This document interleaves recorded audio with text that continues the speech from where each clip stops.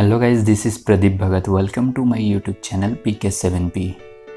साहित्य सागर जो कि कक्षा 9-10 यानी आईसीएसई बोर्ड का पद का पहला चैप्टर यानी साखी का क्वेश्चन आंसर को हम लोग जानेंगे। अगर आप इसी चैप्टर्स का समरी वाला यानी सारांश वाला वीडियो देखना चाहते हैं तो उसका लिंक मैंने ऊपर आई बटन पे और नीचे डिस्क्रिप्शन पे भी दे रखा है, जाकर जरूर देख ले। पहला क्वेश्चन है, निम्नलिखित पद्यांशों को पढ़कर नीचे दिए गए प्रश्नों का उत्तर लिखिए। यानी क्या लिखा हुआ है, चलिए पढ़ते हैं। गुरु गोविंद दो खड़े काके लागू पाए, बलिहारी गुरु आपनो जिन गोविंद दियो बताए। जब मैं था तब हरि नहीं, अब हरि है मैं नाही, प्रेम गली अति साकरी तामे दोनों समाए। कबीर के गुरु के प्रति दृष्टिकोण को स्पष्ट कीजिए। यानी ये क्वेश्चन नंबर क्या है 1।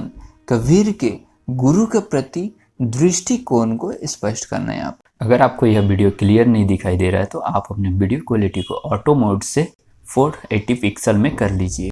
कबीरदास ने गुरु का स्थान ईश्वर से श्रेष्ठ माना है। कबीर कहते हैं कि जब गुरु और गोविंद यानी भगवान दोनों एक साथ खड़े हो तो गुरु के श्री चरणों में शीश झुकाना उत्तम है। जिनके कृपा रूपी प्रसाद से गोविंद का दर्शन करने का सौभाग्य प्राप्त हुआ है।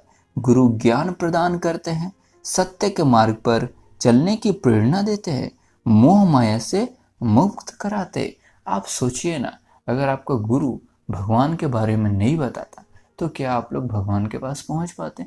लेकिन गुरु ही यहाँ पर सब कुछ है, जो आपको भगवान तक पहुंचने का रास्ता को बताते हैं। इसलिए कबीरदास जी ने यहाँ पर गुरु को सर्वश्रेष्ठ बताया है। और हाँ गाइस, आगे बढ़ने से पहले जरा इस वीडियो को लाइक कीजिए, चैनल को सब्सक्राइब कीजिए और नोटिफिकेशन बेल को ऑन कर लीजिए ताकि आगे आने वाली वीडियोस का भी लुत्फ उठाते रहें। हमारा अगला क्वेश्चन है, निम्नलिखित पदांशों को पढ़कर नीचे दिए गए प्रश्नों का उत्तर दीजिए। गुरु गोविंद दो खड़े काके लागू पाए, बलिहारी गुरु आपनो जिन गोविंद दियो बताए। जब मैं था तब हरि नहीं, अब हरि है मैं नहीं, प्रेम गली अति साकरी तामे धो न समाए। यहाँ पर जो प्रश्न है वो ये है, कबीर के अनुसार कौन परमात्मा से मिलने का रास्ता दिखाता है? उत्तर होगा, कबीर के अनुसार गुरु परमात्मा से मिलने का रास्ता दिखाता है। यहाँ पर परमात्मा का अर्थ ईश्वर से होता है, भगवान से होता है। क्वेश्चन नंबर 3 है, गुरु गोविंद दो खड़े काके लागू पाए, बलिहारी गुरु आपनो जिन गोविंद दियो बताए। जब मैं था तब हरि नहीं, अब हरि है मैं नहीं, प्रेम गली अति साकरी तामे दो न समाए। यहाँ पर जो क्वेश्चन है वो ये है, तब मैं था तब हरि नहीं, अब हरि है मैं नहीं का भावार्थ स्पष्ट कीजिए। यानी इसका मीनिंग को बताना है। उत्तर में क्या लिखेंगे? देखिए, इस पंक्ति के द्वारा कबीरदास जी कहते हैं कि जब तक यह मानना था कि मैं हूं तब मेरे सामने हरि नहीं थे, और अब हरि आप प्रकटे तो मैं नहीं रहा। अंधेरे और उजाला एक साथ एक ही समय कैसे रह सकते हैं? जब तक मनुष्य में अज्ञान रूपी अंधकार का छाया है वहां ईश्वर को नहीं पाया जा सकता है। अर्थात अहंकार और ईश्वर का साथ साथ रहना नामुमकिन है। यह भावना दूर होते ही वह ईश्वर को पा लेता है। अगला क्वेश्चन है, गुरु गोविंद दो खड़े काके लागू पाए, बलिहारी गुरु आपनो जिन गोविंद दियो बताए। जब मैं था तब हरि नहीं, अब हरि है मैं नहीं, प्रेम गली अति साकरी तामे दो न समाए। यहाँ पर जो क्वेश्चन है, यहाँ पर मैं और हरि शब्द का प्रयोग किसके लिए किया गया? यहाँ पर मैं और हरि शब्द का प्रयोग क्रमशः अहंकार और परमात्मा के लिए किया गया। यानी मैं का मतलब होता है अहंकार और हरि का अर्थ होता है परमात्मा यानी ईश्वर। काकर पाथर जोरी के मस्जिद लई बनाए, ता चढ़ी मुल्ला बांग दे क्या बहरा हुआ खुदाए। पाहन पूजे हरि मिले तो मैं पूजू पहाड़, ताते ये चाकी भली पीस खाए संसार। सात समंद की मसी करो लेखनी सब बन राय, सब धरती कागज करो हरि गुण लिखा न जाए। यहाँ पर शब्दों का अर्थ लिखना है, किसका किसका? पाहन का, पहाड़ का, मसी का और बनराय का। आइए जानते हैं सबका अर्थ को। ये शब्द दिया हुआ है, ये उसका अर्थ दिया हुआ है। पाहन का अर्थ होता है पत्थर, और पहाड़ का अर्थ होता है पहाड़, और मसी का अर्थ होता है स्याही, और बनराय का अर्थ होता है वन यानी जंगल। प्रश्न नंबर ख का 2 यानी काकर पाथर जोरी के मस्जिद लई बनाए, ता चढ़ी मुल्ला बांग दे क्या बहरा हुआ खुदाए। पहान पूजे हरी मिले तो मैं पूजू पहाड़, ताते यह चाकी भली पिस खाए संसार। सात समंद की मसी करो लेखनी सब बन राय, सब धरती कागज करो हरि गुण लिखा न जाए। पाहन पूजे हरि मिले, दोहों का भाव को स्पष्ट करना है।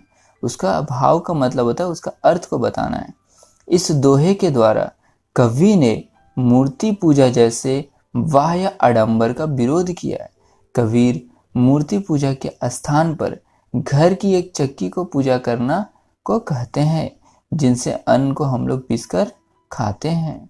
उसका बाद अगला क्वेश्चन है, काकर पाथर जोरी के मस्जिद लिए बनाए से लेकर सब धरती कागज करो हरि गुण लिखा न जाए।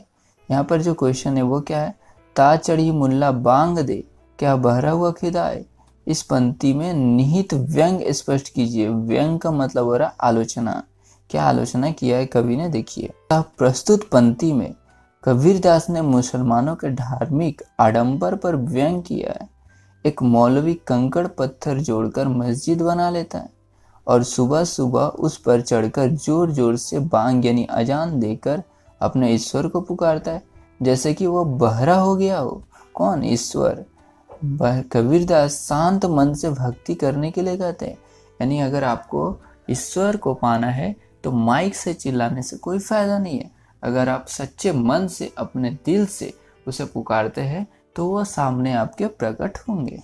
अगला क्वेश्चन है, काकर पाथर जोरी के मस्जिद ले बनाए, सब धरती कागज करो हरि गुण लिखा न जाए। यहाँ पर कबीर की भाषा पर टिप्पणी कर रहा है। यानी कबीरदास जी का कैसा भाषा था, उनका भाषा आखिर हम लोगों को समझ में क्यों नहीं आता था, क्या कारण था, उसको हम लोग जानेंगे। कबीर साधु सन्यासियों की संगति में रहते थे, इसी कारण उनकी भाषा में अनेक भाषाओं तथा बोलियों का शब्द पाए गए हैं। कबीर की भाषा में भोजपुरी, अवधी, ब्रज, राजस्थानी, पंजाबी, खड़ी बोली, उर्दू और फारसी के शब्द घुल मिल गए हैं। अतः विद्वानों ने उनकी भाषा को सधुकड़ी या पंचमेल खिचड़ी भाषा कहा है।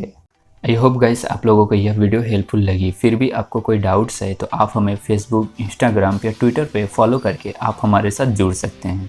मैं प्रदीप भगत मिलता हूँ आपसे एक नए वीडियो में एक नए टॉपिक के साथ। तब तक के लिए बाय बाय, टेक केयर, जय हिंद।